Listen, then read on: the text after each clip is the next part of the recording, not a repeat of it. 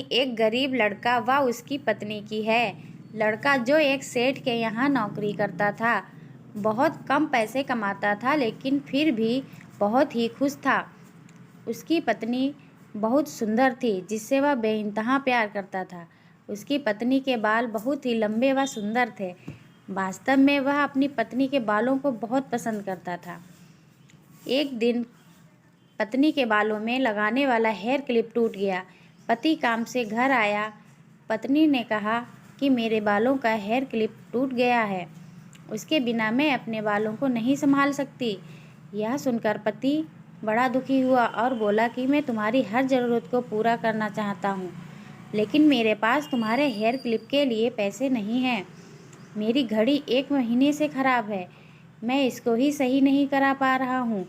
पत्नी ने कहा, ठीक है, मुझे कोई ख़ास ज़रूरत नहीं है। अगले दिन पति काम पर जा रहा था, लेकिन उसके मन में वही बात चल रही कि मेरी पत्नी ने मेरी पहली बार मुझसे किसी चीज़ को लाने के लिए कहा था, लेकिन मैं उसको भी पूरा नहीं कर पाया। फिर उसका ध्यान अपनी खराब पड़ी घड़ी पर गया और उसे घड़ी सुधारने वाली दुकान पर जाकर कुछ रुपए में बेच दी। घड़ी खराब थी, इसलिए कुछ ज़्यादा रुपए की नहीं गई, लेकिन जितने रुपए का क्लिप आता उतने रुपए मिल गए थे। वह क्लिप की दुकान पर गया और जैसा उसकी पत्नी का क्लिप था वैसा ही लेकर आ गया। पति बहुत खुश था कि आज अपनी पत्नी को जाकर देने वाला हूँ। पति घर पहुँचा तो देखा कि उसकी पत्नी के जो लंबे सुंदर बाल थे वो बिल्कुल छोटे करवा लिए हैं। पति ने यह सब देखकर पत्नी से कहा कि ये इतने छोटे बाल क्यों करा लिए? मैं तुम्हारे लिए नया क्लिप लेकर आया हूँ।